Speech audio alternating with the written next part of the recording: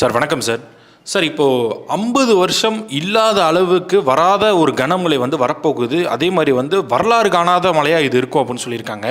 கடந்த 2012, 2020, 22ன்னு வந்த மழைக்கே சென்னை தாங்க முடியலை. இப்போ கோயம்புத்தூர் சென்னை அளவுக்கு பாதிக்கப்பட்டிருக்கு. இந்த 50 வருட வரலாறு காணாத மழை அப்படின்ற போது ஒரு பயத்தை கிளப்புற மாதிரி இருக்குது. மக்கள்லாம் பதறி போயிருக்காங்க. அரசாங்கம் என்ன நடவடிக்கை எடுக்கிறதா இருக்குது, மக்கள் என்ன முன்னெச்சரிக்கையாக இருக்கணும், ஆக்சுவலாக என்ன தான் நியூஸ் அப்படின்றத நம்ம வியூவர்ஸ்க்கு புரிகிற மாதிரி கொஞ்சம் சொல்லுங்கள் சார். தேங்க்யூ. நீங்கள் சொன்னது ரொம்ப உண்மை. சென்னையை பொறுத்த வரைக்கும் மக்கள் 50 வருடத்தை தாண்டிய கொடுமையான ஒரு மழையை எதிர்பார்க்க போகிறோமோ அப்படிங்கிற ஒரு கவலையில், உச்சகட்ட கவலையில் இருக்கிறாங்க. மக்கள் கவலையில் இருக்கிறத விட அரசாங்கமும் பேரிடர் மீட்புத்துறையும் மிக கவனமாக எப்படி நம்ம இந்த மக்களை காப்பாற்றுறது, இதை எப்படி நம்ம எதிர்கொள்கிறதுங்கிற பெருங்கவலையிலையும் பெரும் முயற்சிகள்லையும் இருக்கிறாங்க. சமீபத்தில் இதுக்கு அந்த முடிச்சூர் பகுதியில் பேரிடர் மீட்பு குழு போயிட்டு அவங்க என்ன பண்ணியிருக்காங்க, அந்த குழுக்கள் போயிட்டு மக்களை காப்பாற்றுறதுக்கான ஒரு ஒத்திகையை பார்த்துருக்காங்க. அப்போ ஒத்திகையை பார்க்குறப்ப என்ன பண்ணுவாங்க, ஒரு 5-6 அந்த பேரிடர் மீட்பு குழு ஒரு ஆளை தூக்கிட்டு வந்திருக்காங்க. அது மாதிரி பல இடங்களில் ஆளுகளை தூக்கிட்டு ஒடியாடுறாங்க. அப்போ மக்கள்லாம் பார்த்துட்டு ஐயோ என்ன ஆச்சு அப்படிங்கிறப்ப அப்போ சொல்கிறாங்க, இல்லை இது ஒத்திகை, இந்த மாதிரி ஆழமான ஏரியில் தான் மனுஷன் விழுந்துட்டா எப்படி காப்பாற்றணும் அப்படிங்கிறதுக்கு ட்ரைனிங் பார்க்குறோம். எதுக்குங்க பார்க்குறீங்க? இல்லை இந்த மழை தெருக்களில் இந்த மாதிரி வர்றதுக்கான வாய்ப்பு இருக்குது. என்னங்க ஏரி அளவுக்கு? ஆமாம், 10-15 அடி உயரத்துக்கு கூட தண்ணி வர்றதுக்கான வாய்ப்பு இருக்குது. அப்போ அதுலேருந்து மக்களை எப்படி காப்பாற்றுறதுங்கிறதுக்கு நாங்கள் ஒரு ஒத்திகை தான் இப்போ பார்க்குறோன்னொன்னே மக்களுக்கெல்லாம் அடிவயரில் புளி கரைச்சிதுங்கிறாங்கல்ல, அது மாதிரி கரைச்சிருச்சு. ஆஹா, என்ன பண்ணுறது நம்ம? அப்போ கிட்டத்தட்ட சென்னையே ஒரு அழிகிற சூழ்நிலைக்கு வந்துருமோங்கிற கவலை மக்களுக்கு வந்துருச்சு. பெரும்பாலும் இந்த கீழ்த்தளத்தில் இருக்கிற மக்கள் பூரா ஆகா நம்ம இனிமேல் இந்த கீழ்த்தளத்தில் வாழவே முடியாது போல இருக்குன்னு என்ன பண்ணிட்டாங்க, எல்லாரும் மொட்டை மாடியை போயிட்டு அவங்க ஏறி அங்கே வசிக்கிறதுக்கு உடனடியாக ரெடி பண்ணிக்கிட்டு அங்கே ஒரு டெம்பரவரி டென்ட் போட ஆரம்பிச்சிட்டாங்க. இப்போ மொட்டை மாடியில் கழிவுப் பொருள்லாம் தூக்கி போட்டிருப்பாங்க. பழைய ஓட்டை டப்பா, ட்ரம்மு, லொஸ்க்கு அதையெல்லாம் எடுத்து சுத்தம் பண்ணிவிட்டு அப்பா நம்ம இங்கே தான் ஒரு 5-6 நாளைக்கு தங்க போகிறோன்னு என்ன பண்ணிட்டாங்க, முன்னேற்பாடாக மக்கள் தங்களை தயார் பண்ண ஆரம்பிச்சிட்டாங்க. இது மக்கள் ஒரு பக்கம். அதே மாதிரி அந்த அரசாங்கம் என்ன பண்ணுது, இவ்வளோ பெரிய வெள்ளம் வந்துச்சுன்னா இந்த மக்களை நம்ம காப்பாற்றலைன்னா நமக்கு அது பேர் கெட்டு போயிடும். அப்போ எந்த அளவுக்கு மக்களை காப்பாற்றணுங்கிறதுக்கு தான் இந்த பேரிடர் மீட்பு குழு என்ன பண்ணுறாங்க, ஒத்திகைகளை பார்த்து அந்த வீரர்கள்லாம் ரொம்ப தயார் நிலையில் இருக்கிறாங்க. இதுக்கு மட்டும் இல்லை, அந்த சாலையில் பெரும்பாலும் என்ன ஆகும், மரங்கள் சாஞ்சிடும். அந்த மரங்களை எப்படி அப்புறப்படுத்துறது, அதில் எப்படி வெட்டி அதை துரிதமாக எப்படி அந்த போக்குவரத்தை உண்டாக்குறது. அதே மாதிரி வீடுகளுக்குள்ளே வெள்ளம் புகுந்துடும். வெள்ளம் புகுந்துனா மக்களை எப்படி காப்பாற்றுறது? வீடுகளுக்குள்ளே பாம்பு போன்ற விஷஜந்துக்கள்லாம் வந்துடும். அப்போ அதுகளை பிடிக்கிறதுக்கு பாம்பு பிடிக்கிற ஆளுங்க. இப்படி எல்லா வகையிலையும் இவங்க அலர்ட் ஆகியிருக்கிறாங்க. இது அரசாங்கமும் பேரிடர் மீட்புத்துறையும் எடுக்கிற நடவடிக்கையாக இருக்குது. மக்கள் என்ன பண்ணுறாங்க, கன்ஃபார்ம் பண்ணிட்டாங்க, ஆக நம்ம மாட்டிக்க போகிறோம் 5-6 நாளுக்கு, இதுலேருந்து மீளணும்னு என்ன பண்ணுறாங்க, இப்போவே அட்வான்ஸாக எல்லாருடைய மொட்டை மாடிகள்லாம் சுத்தமாகுது. அந்த மொட்டை மாடிக்கு அவங்க குடியேறதுக்கு தயாராகிக்கிறாங்க. கீழே உள்ள அந்த தரைத்தளத்தில் உள்ள வீடுகளில் உள்ள எலக்ட்ரானிக் பொருட்கள், அது பொருட்கள்லாம் சேதமாகிறாத அளவுக்கு அதை என்ன பண்ணுறாங்க, ஓரளவு அப்புறப்படுத்துகிறாங்க. அப்புறம் என்ன பண்ணுறாங்க, மின்சாரம் போயிருங்கிற ஒரு கன்ஃபார்ம் பண்ணிடுறாங்க. அதனால் என்ன பண்ணுறாங்க, இப்போ இந்த டிபார்ட்மெண்டல் ஸ்டோர்லாம் சென்னையில் சுற்றி இருக்கிற டிபார்ட்மெண்டல் ஸ்டோரு, மளிகை கடையெல்லாம் ஒரே கூட்டமாக இருக்குங்கிறாங்க. அங்கே போய் என்ன பண்ணுறாங்க, அந்த அந்த உணவுப் பொருள்களை கொள்முதல் பண்ணுறாங்க, பிரெட்டுகளை கொள்முதல் பண்ணுறாங்க, மெழுகுவத்தியை கொள்முதல் பண்ணுறாங்க, தீப்பெட்டியை கொள்முதல் பண்ணுறாங்க. இப்படி எல்லாத்தையும் அவங்க வாங்க ஆரம்பிக்கிறாங்க. ஏங்கிறப்ப இல்லைங்க நாங்கள் ஒரு வாரம் பட்டினியாக கடந்து சாக முடியாது, அதனால் நாங்கள் முன்னேற்பாடாக வாங்கி வச்சுக்கிறோன்னு சொல்லி மக்கள் உஷாராயிட்டாங்க. இப்போ டிபார்ட்மெண்டல் ஸ்டோர்லேயும் மளிகை கடையிலையும் பார்த்தா ஒரே ரஷ். தீபாவளிக்கு 2 நாளைக்கு முன்னாடி எப்படி கடை வீதிகளில் ஒரு பெருங்கூட்டம் அலை புரண்டு மக்கள் பொருள்களை வாங்குவாங்களோ, அது மாதிரி இப்போ அதிர்ச்சியோடு மக்கள் பொருள்களை கொள்முதல் பண்ண ஆரம்பிச்சிட்டாங்க. இவ்வளவுக்கு காரணம் என்ன? சென்னை வருடம் இப்படி நாளுக்கு நாள் ஒவ்வொரு வருடமும் அந்த பாதிப்பு அதிகமாகிட்டே வருது. இது எதனால் அப்படிங்கிறப்ப என்ன சொல்கிறாங்கன்னா, இந்த வடகிழக்கு பருவமுடைய தாக்கம் பெரும்பாலும் மாலை இரவு நேரங்களில் தான் வரும். அப்புறம் மாலை இரவு நேரங்கிற வர்றது மிக பாதிப்பை உண்டாக்குன்னு சொல்லி வானிலை ஆய்வாளர்கள் ஒரு எச்சரிக்கையை கொடுக்குறாங்க. அந்த எச்சரிக்கையை கொடுக்குறதோட மட்டும் இல்லாமல், உதாரணமாக சென்னையில் ஒரு 2 சென்டிமீட்டர் 3 சென்டிமீட்டர் மழை பெஞ்சிச்சுன்னா அந்த தண்ணி பெரிய விபத்தை உண்டாக்காமல் ஒரு 20 நிமிஷம் 30 நிமிஷத்தில் வடிஞ்சிறதுக்கான வாய்ப்பு இருக்குது. அதுவே 4 சென்டிமீட்டர் 5 சென்டிமீட்டர் 6 சென்டிமீட்டர் பெஞ்சால் 2-3 மணி நேரங்கள் சென்று தான் அது வடிகிறதுக்கு காரணமாகும். இன்னும் எதிர்பார்க்காத அளவில் அதிகமாக பெஞ்சால் என்ன ஆகும், பெய்கிற தண்ணியும் வடிகிறதும் லேட் ஆகும். அந்த தண்ணியெல்லாம் போய் சேரக்கூடிய அந்த கடல் வந்து என்ன பண்ண, வர்ற தண்ணியை உள்வாங்காமல் கடல் வந்து தன்னிட்ட இருக்கிற தண்ணியை கொப்பளிக்கிற மாதிரி என்னாகும், எதிரில் அடிக்க ஆரம்பிக்கும். அப்போ கடல் உள்வாங்கிறதும் குறையும், கடலுக்குள்ளே போகிற தண்ணியும் குறையும், மேலேருந்து விழுகிற தண்ணியும் அதிகரிச்சுங்கிறப்ப ஆட்டோமேட்டிக்காக வெள்ளப்பிரளயம் ஏற்பட்டால் மக்களால் தாங்க முடியாது. சில மணி நேரங்கள் கூட நீருக்குள்ளே மனுஷனால் போட்டி போட்டு வாழ முடியாதுங்கிறது எல்லாருக்கும் தெரிஞ்ச உண்மை தான். அப்போ இதுலேருந்து நம்ம மீளணுங்கிறதுக்கு தான் என்ன பண்ணுறாங்க, அரசாங்கமும் பேரிடர் மீட்பு குழுவை தயார் நிலையில் வச்சுருக்கிறாங்க, மக்களும் உஷாராக இருக்கிறாங்க. இன்னும் ஒரு படி மேலே போயிட்டு எல்லா துறையுமே ரொம்ப எச்சரிக்கையாக இருக்குது. கல்வித்துறைக்கு வந்து சென்னையை சுற்றி உள்ள மாவட்டங்களுக்கெல்லாம் என்ன பண்ணிட்டாங்க, விடுமுறை விட்டுட்டாங்க. சென்னை, காஞ்சிபுரம், திருவள்ளூர் மாவட்டங்களுக்கெல்லாம் பள்ளி கல்வித்துறை அமைச்சர் அன்பில் மகேஷ் பொய்யாமொழி விடுமுறை அறிவிச்சிட்டு, தமிழ்நாட்டில் மற்றும் பகுதிகளிலேயும் இந்த மாதிரி சூழ்நிலை இருக்குது, அங்கே உள்ள மாவட்ட ஆட்சித்தலைவர்கள்லாம் எச்சரிக்கையாக இருங்க, அந்த மக்களை காப்பாற்றுறதுக்கு என்னென்ன செய்யணுமோ அதெல்லாம் செய்யுங்க, அந்த சூழ்நிலைக்கு தகுந்த மாதிரி நீங்கள் பள்ளி கல்லூரிகளுக்கு விடுமுறை விட்டுங்கன்னு அவர் சொல்லிட்டாரு. இன்னும் சொல்ல போனால் சென்னையிலேருந்து வெளியூர்களுக்கு செல்லக்கூடிய 8 விமானங்கள் சேவை வந்து ரத்து செய்யப்பட்டிருக்கு. அதாவது அந்தமான், பெங்களூரு, டெல்லி, மஸ்கட் போன்ற இடங்களுக்கு போகக்கூடிய அந்த விமானங்களுக்கு முன்பதிவு செய்த மக்கள்லாம் விமானத்தில் போகிறதுக்கு அவங்க வரலை. இப்போ ஒரு விமானத்தில் வந்து உதாரணமாக ஒரு 150 சீட் இருக்குன்னா இந்த 150 பேர் வந்தால் தான் விமானம் புறப்படும். 150 பேர் புக் பண்ணிவிட்டு ஒரு 20 பேர் வந்தால் என்ன போகுமா? அது மக்கள் பீதியில் ஐயோ இந்த நேரத்தில் நம்ம வந்து கிளைமேட் எப்படி இருக்குமோ, நம்ம போகக்கூடாது, என்ன பண்ணுறாங்க, விமான பயணத்தை ரத்து பண்ணுறாங்க. அப்போ விமானம் என்ன பண்ணுறது, ஆட்டோமேட்டிக்காக கேன்சல் பண்ணிட்டாங்க. கிட்டத்தட்ட 8 விமானங்களை வந்து அந்த சென்னை விமான நிலையம் வந்து ரத்து பண்ணியிருக்காங்க. சார் இந்த இடத்துல ஒரு இது சார், நிறைய பேர் என்ன கம்ப்ளைண்ட் பண்ணுறாங்க அப்படின்னா, எங்களுடைய டிக்கெட் வந்து ஆட்டோமேட்டிக்காக ஃப்ளைட் அவங்களுடைய நிறுவனத்துலேருந்தே கேன்சல் பண்ணுறாங்க. ஏன்னா வந்து சென்னை விமானம் வந்து ஒரு ஆபத்தில் இருக்குது, இப்போதைக்கு தண்ணி ஏற்கனவே பார்த்தோம், ஒரு இந்த ஃப்ளைட்டோட அந்த டேக் ஆஃப் வீல் வரையும் தண்ணி நின்றுச்சு போன தடவை வெளில வரும்போது. அதனால் விமானத்தெல்லாம் வேறு ஒரு இடத்துக்கு கடத்துறதுக்காக ஃப்ளைட்டெல்லாம் அவங்க கேன்சல் பண்ணிட்டு மக்கள் மேலே பழிய போடுறாங்கன்னு சொல்லிட்டு நிறைய பேர் வந்து அவங்களுடைய ஃபேஸ்புக் பக்கத்துலேயும் அவங்களுடைய சமூக வலைதளங்கள் பக்கத்துலேயும் போட்டிருந்தாங்க. இதை பற்றி சொல்லுங்கள்.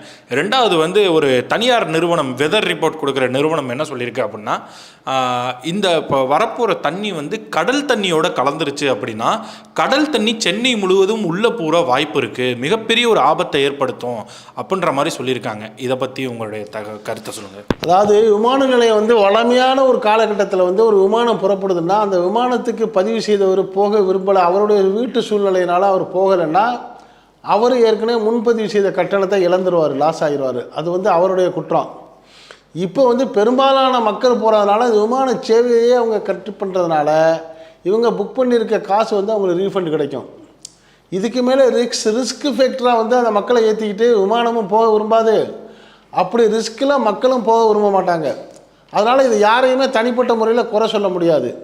ஒரு சிரமமான சூழ்நிலையில் மக்களை வரவழைச்சு அந்த விமானத்தை எடுக்கிறதும் திருப்பி அந்த லேண்டில் இறக்குறதும் சிரமம் இருக்குங்கன்னு தெரிஞ்சுக்கிறப்ப அந்த ரிஸ்க்கை வந்து விமானிகள் செய்ய மாட்டாங்க, விமானத்துறையும் செய்யாது, மக்களும் அப்படி பயணத்தை விரும்ப மாட்டாங்க. அப்பேற்பட்ட காலங்களில் வந்து ரத்து செய்யப்படுறதுனால யாருக்கும் பாதிப்பு வராது, பாதுகாப்பு தான் இருக்கும். இது ஒன்றாவது விஷயம். நீங்கள் இன்னொன்று சொன்னீங்க, கடல் நீர் வந்து ஊருக்குள்ளே வர்றதுக்கான வாய்ப்பு இருக்கா அப்படிங்கிற ஒரு கேள்வியை கேட்டீங்க. இந்த தகவல் வந்து ரொம்ப நாளாகவே சொல்லப்பட்டுக்கிட்டு வருது. இன்னும் ஒருபடி மேலே போயிட்டு என்ன சொல்கிறாங்கன்னா, சென்னை வந்து ஒரு நாள் கடல் நீராலே மூழ்கடிக்கப்படுங்கிற மாதிரி கூட செய்திகள் ஏற்கனவே நமக்கு வந்துச்சு. அதுக்கு காரணம் வந்து இந்த காலத்துடைய பருவநிலை மாற்றம் வெப்பமயமாகிறதுனால, இந்த கடல் நீர் வெப்பமாகிறதுனால அந்த பனிக்கட்டிகள் இருக்குது பார்த்தீங்களா, அந்த பனிக்கட்டிகள்லாம் உறைந்து ஒரு நாள் ஒன்றுக்கு ஒரு சிறு துளி அளவு, ஒரு சின்ன ஒரு 1/4 மில்லிமீட்டர் அளவு கடலுடைய நீர் மட்டம் படிப்படியாக உயர்ந்துக்கிட்டே வருதுங்கிறாங்க. இப்படி நாளுக்கு நாள் அந்த பனிக்கட்டிகள் உருகி கடல் நீர் மட்டம் உயர்றப்ப இப்போ தரை மட்டத்துக்கு கீழே இருக்கிற அந்த கடல் தண்ணீர் வந்து நாளடைவில் சமமாகி ஒரு கட்டத்தில் தரை மட்டத்தோட மேலே வந்தால் என்னாகும், அந்த தரை பாதிக்கப்படுறதுக்கான வாய்ப்பு இருக்குது. இப்போ அதை தவிர்க்கிறதுக்கு நம்ம என்ன செய்யணும், அந்த கடலை பாதுகாக்கணும். கடலை பாதுகாக்கணும்னா என்ன பண்ணணும், இந்த புவி வெப்பமயமாகிறதெல்லாம் தடுக்கணும். புவி வெப்பமயமாக தடுக்கிறதுனா என்ன பண்ணணும், அந்த புவி வெப்பமயமாகாமல் இருக்கிற மாதிரி சூழ்நிலையை வந்து நம்ம உருவாக்கி வாழணும். அந்த கார்பன் டை ஆக்சைடை அதிகமாக்குறதையும் அந்த மீத்தேன் வாயுடைய பாதிப்பையும் உண்டாக்குறதை குறைச்சி அந்த தாவரங்களையும் மரங்களையும் அதிகமாக உருவாக்கி நம்ம வந்து வாழ ஆரம்பித்தோம்னா நிச்சயமாக இப்படி ஒரு சூழ்நிலை வர்றதை நம்ம தவிர்த்திருக்க முடியும். இயற்கைக்கு இடையூறு பண்ண ஆரம்பித்தா இயற்கை என்ன பண்ணோம், வேறு வழி இல்லாமல் நம்மளுக்கு அது இடையூறு பண்ண ஆரம்பிக்கும். இதுதான் உள்ள நிகழ்வாக இருக்குது.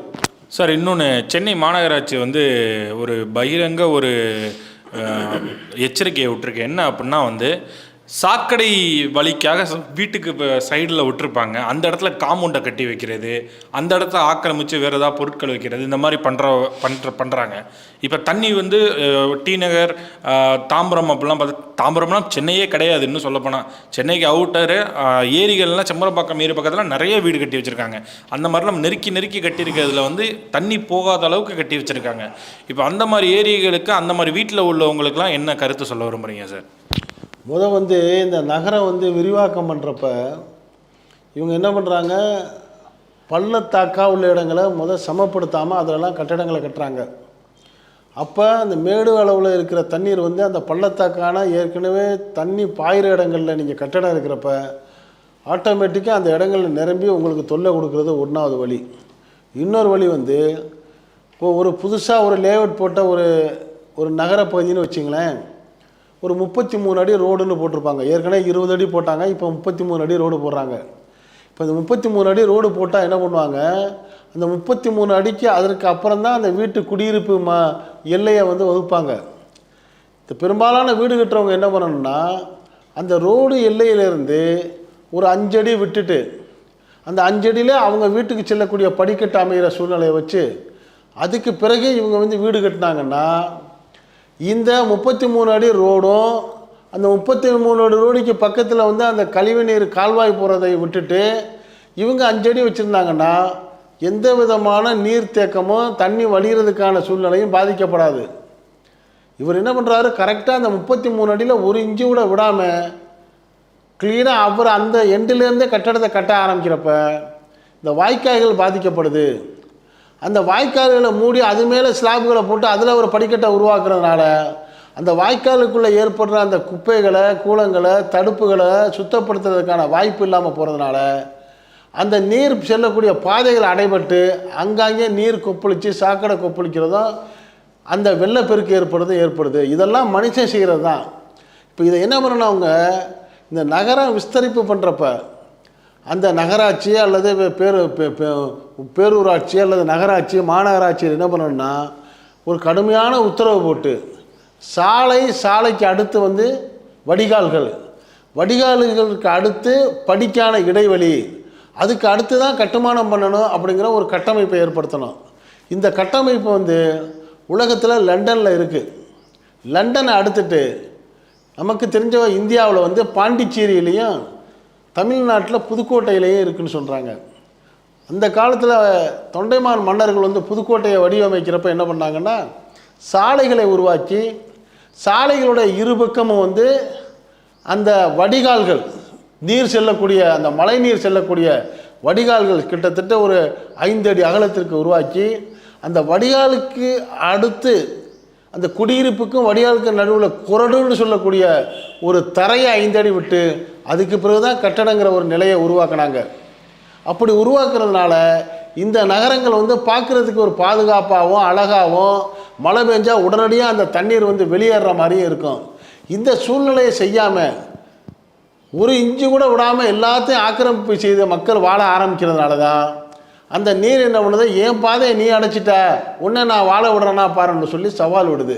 இதுக்கு காரணம் நம்ம தான் சார். ஓகே சார், இப்போ நிறையா தகவல் சொன்னீங்க. இப்போ வந்து வரலாறு காணாத மழை வருது அப்படின்னு நம்ம இந்த டாபிக் வச்சுருக்கோம். உண்மையாக அதுதான் வரப்போகுதுன்னு நம்ம எல்லாருக்கும் தெரியுது. இது இயற்கை, நம்ம தடுக்க முடியாது. நம்ம வீடியோ போட்டாலும் போடணுனாலும் வரதான் போகுது. இன்னும் சொல்லப்போனால் வளர்ந்த நாடான துபாய் போன்ற நாடுகளே வந்து ஒரு குறிப்பிட்ட அளவு மழை பெஞ்சாவே தண்ணி போக முடியாத அளவுக்கு தான் இருக்குது. அப்படி பார்க்கும்போது நம்ம நாடோட கவர்மெண்ட் வந்து தண்ணி போகிறதுக்கு வடிகால் வசதி நல்லா பண்ணி கொடுத்துருக்காங்க. ஓகே, இது இந்த இயற்கையை தடுக்க முடியாது. மக்களுக்கும் அரசாங்கமும் என்ன பண்ண போகிறாங்க, மக்கள் என்ன ப்ரிகாஷனாக என்ன பண்ணிக்கணும் இந்த இதுலேருந்து பாதுகாத்துக்க? இப்போ காரை வந்து இப்போ நிறைய பேர் வந்து இப்போ சென்னையில் வந்து நேஃபியர் பிரிட்ஜ் மேலே நிப்பாட்டி வச்சுருக்காங்க தன்னுடைய கார்களை பாதுகாத்துக்க. அதில் வந்து ஒரு ஃபேக் நியூஸ் கூட வந்துச்சு, ஃபைன் போடுவாங்க அப்படின்னு சொன்னாங்க. இல்லை கவர்மெண்ட்டே ஒரு இது கொடுத்துருச்சு, அப்படிலாம் இல்லைங்க, நீங்கள் நிப்பாட்டிங்க, ஓரமாக நிப்பாட்டிங்க, ஏன்னா உங்களுடைய பொருட்களை நீங்கள் பாதுகாக்கிறீங்க, அதை கவர்மெண்ட் ஒத்துழைக்குது அப்படின்னு சொல்லி ஸ்டாலினோட அரசாங்கம் வந்து இதுக்கு ஒத்துழைக்கிறாங்க. ஓகே, மக்கள் என்னென்ன நடவடிக்கை எடுக்கணும், முன்னெச்சரிக்கையாக என்னென்ன பண்ணணும் அப்படின்னு சொல்லி இந்த வீடியோ முடிச்சிருங்க சார். இப்போ இந்த தமிழ்நாட்டில் வந்து வட மாவட்டங்களில் அடுத்த 2 நாட்களுக்கு கனமழை இருக்கும் அப்படிங்கிற ஒரு அறிவிப்பு வந்துச்சு. அடுத்து இப்போ என்ன சொல்லியிருக்காங்க, இல்லை அதை தொடர்ந்து 5 நாட்களுக்கு அந்த கனமழை இருக்கிறதுக்கான வாய்ப்பு இருக்குது அப்படின்னு சொல்லிட்டு சென்னை, திருவள்ளூர், காஞ்சிபுரம், செங்கல்பட்டு, கடலூர், விழுப்புரம், ராணிப்பேட்டை உள்ளிட்ட மாவட்டங்களில் கனமழை பெஞ்சிக்கிட்டே இருக்குது. அது மட்டும் இல்லாமல் தமிழ்நாட்டுடைய மற்ற பகுதியான மதுரை, கோவை, கரூர், மயிலாடுதுறை, நாகப்பட்டினம், புதுக்கோட்டை உள்ள மாவட்டங்கள்லேயும் மழை பெஞ்சிக்கிட்டே இருக்குது. சென்னையில் வந்து ஒரு இடம் கூட விடாமல் ஒட்டுமொத்தமாக சென்னைன்னு சொல்லிடலாம். எழும்பூர், சிந்தாதிரிப்பேட்டை, சேப்பாக்கம், திருவல்லிக்கேணி, புரசைவாக்கம், நுங்கம்பாக்கம், பூவிருந்தவள்ளி, வேளச்சேரி, கோயம்பேடு, வடபழனி, மணலி, மீனம்பாக்கம், அடையாறு, பாலவாக்கம், அண்ணாநகர், பெரம்பூர், ஆவடி, அம்பத்தூர், திருநின்றவூர், தாம்பரம், போரூர், செம்பரம்பாக்கம், திருவள்ளூர், செங்கல்பட்டு, வண்டலூர் வரைக்கும் என்னாச்சு, எல்லா பகுதியிலையுமே கனமழை பெய்யுது. ஏதாச்சும் ஒரு இடத்துல மழை பெஞ்சு இன்னொரு இடத்துல மழை இல்லாமல் இருந்தாலும் தண்ணி பரவுறதுக்கு வாய்ப்பு இருக்குது. எல்லா இடத்துலையும் மழை பெய்யுது.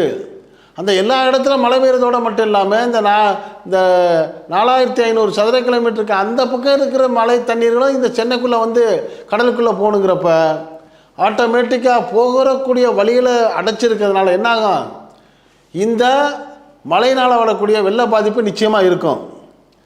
மழை கொஞ்சமாக பெஞ்சிருக்கா, கடுமையான அளவு பெஞ்சிருக்கு. உதாரணமாக நேற்று இரவுலேருந்து அதிகாலை வரைக்கும் மட்டும் சென்னை உத்தண்டியில் 6.4 சென்டிமீட்டரும், வடபழனி, நுங்கம்பாக்கம், மீனம்பாக்கம், அடையாறில் 6 சென்டிமீட்டரும், வேளச்சேரி, ராயப்பேட்டை, அண்ணாநகர், பெரம்பூர், பேசின் பிரிட்ஜு இந்த இடங்களில் வந்து மணலியில் 5 சென்டிமீட்டர் மழை பெஞ்சிருக்கு. சராசரியாக ஒரு 2 சென்டிமீட்டர் பெஞ்சால் தாங்கக்கூடிய சிலையில் 5 சென்டிமீட்டரை தாண்டி மழை பெய்யுறது. இன்னும் சில கட்டங்களில் அதிகமான மழை பெஞ்சால் என்ன ஆகும், வெள்ள பாதிப்புகள் இருக்கத்தான் செய்யும். இப்படி வெள்ள பாதிப்பு இல்லாத அளவுக்கு நம்ம என்ன பண்ணணும், குடியிருப்புகளையும் அந்த வாய்க்கால் வசதிகளையும் நம்ம நாளடைவில் நம்ம வந்து சரி பண்ணிட்டு வந்தால் மட்டும்தான் இந்த மாதிரி மழை காலங்களில் நம்ம தப்பிக்க முடியும்.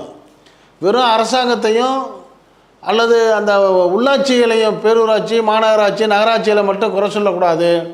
மக்கள் இதுக்கு ஒத்துழைச்சா தான் நம்ம இதுலேருந்து மீள முடியும்.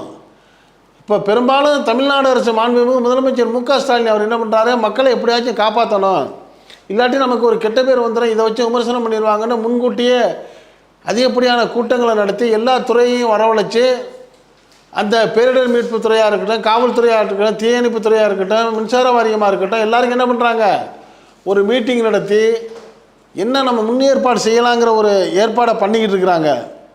அதனால் இப்போ என்ன பண்ணியிருக்காங்க, அது மட்டும் இல்லாமல் சென்னை கார்ப்பரேஷன் வந்து ஒரு எமர்ஜென்சி நம்பரை சொல்லியிருக்காங்க, 1913ங்கிற ஒரு நம்பரை சொல்லியிருக்காங்க. ஏதாச்சும் ஒன்றுனா நீங்கள் நம்பரை தேட வேண்டியதில்லை, நீங்கள் மனப்பாடமாக வச்சுக்கலாம். 1913 அந்த 1913க்கு ஃபோன் பண்ணி எந்த ஏரியாவில் என்ன சூழ்நிலை சொன்னால் உங்களுக்கு உடனே உதவுறதுக்கு சென்னை மாநகராட்சி ஒரு அலர்ட் நம்பரையும் உங்களுக்கு கொடுத்துருக்கு. இப்போ நான் சொன்ன மாதிரி மாநகராட்சி என்ன பண்ணியிருக்கு, பேரிடர் மீட்புத்துறையை அரசாங்கம் ரெடியாக வச்சுருக்கு. மக்களை காப்பாற்றுறதுக்குள்ளே பயிற்சியை கொடுத்துருக்குது. ரோட்டில் மரம் விழுந்தால் வெட்டி அப்புறப்படுத்துறதுக்கு ஏற்பாடு, வீட்டுக்குள்ளே தண்ணி மூந்தால் காப்பாற்றுறதுக்கு ஏற்பாடு, பாம்பு வந்தால் பாம்பை பிடிக்கிறதுக்கு ஏற்பாடு, நோய்வாய்ப்பட்டால் மருத்துவம் செய்கிறதுக்கு ஏற்பாடு, உணவு தட்டுப்பாடு வந்தால் உணவு கொடுக்கறதுக்கு ஏற்பாடு. இதுக்கெல்லாம் மீறி உதவி செய்யணும்னா தகவல் தொடர்புக்கு 1913 தொடர்பு. இப்படி எல்லா வகையிலையும் வந்து அரசு முன்னெச்சரிக்கையாக இருந்தாலும் அரசுக்கு அதிக சிரமம் கொடுக்காம நம்மளும் ஒத்துழைச்சு நாளடைவில் இதே நிலைமை நம்மளுக்கு நீடிக்காமல் ஆரோக்கியமாக வாழ்கிறதுக்கு நம்மையும் நம்ம இடத்தையும் நம்ம ஊரையும் நம்ம நாட்டையும் பாதுகாக்கணுங்கிற பொறுப்பு நம்மளுக்கு இருக்குது. அந்த பொறுப்பை உணர்ந்து இனி எதிர்காலத்தில் செயல்படணுங்கிற ஒரு நல்ல கருத்தை தான் இது மூலிமா சொல்கிறோம். இது பற்றிய உங்களுடைய கருத்துக்களையும் நீங்கள் இந்த ஃபஸ்ட் இன்ஜெக்ஷன் கமெண்ட் செக்ஷனில் கமெண்ட்ஸ் பண்ணுங்கள். இந்த செய்தி பிடிச்சிருந்தால் இதுக்கு ஒரு லைக் கொடுங்க. இதே போன்ற செய்திகள் உள்ளது உள்ளபடி உங்களுக்கு உடனுக்குடன் 4 சுவத்துக்குள்ளே இருக்கிற உங்களுக்கு நாட்டில் 4 பக்கம் நடக்கக்கூடிய செய்திகளையும் கொண்டு வந்து சேர்க்கக்கூடிய நம்ம சேனலுக்கு இதுவரை சப்ஸ்கிரைப் பண்ணாதவங்க சப்ஸ்கிரைப் பண்ணுங்கள். மறக்காமல் பக்கத்தில் இருக்க பெல் ஐக்கானை கிளிக் பண்ணுங்கள். அப்போ தான் நம்ம போடக்கூடிய ஒவ்வொரு செய்திகளும் உங்களுக்கு நோட்டிஃபிகேஷன் காட்டும். விரும்பிய செய்தியை பார்க்கலாம். என்று இணைந்திருப்போம். நன்றி, வாழ்த்துக்கள்.